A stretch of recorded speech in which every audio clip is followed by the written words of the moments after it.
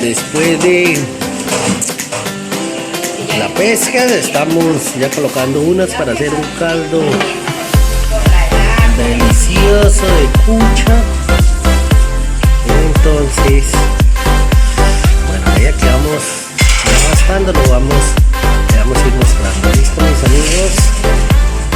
Entonces, aquí vamos a hacer un caldo de cucha. Bueno, vamos a ver cómo va. Aquí ya va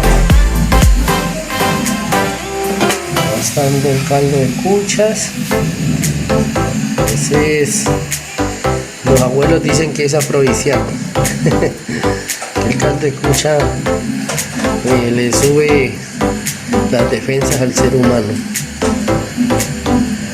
Entonces, bueno, aquí les estoy mostrando.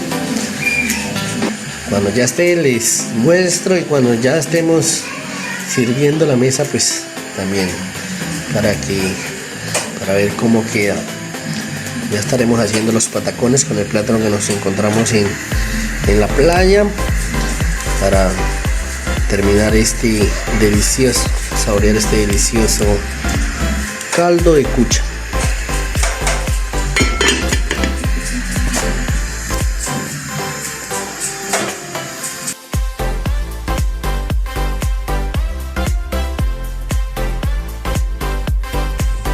Y aquí ya tenemos el caldo, sin nada de condimento. Este es un caldo al puro sabor de la cucha. Entonces, las tajaditas y vamos completándolas. Disculpará el color de la paila. Bueno, este es el delicioso caldo de cucha. Aquí con unas tajaditas. Aquí estamos. Vamos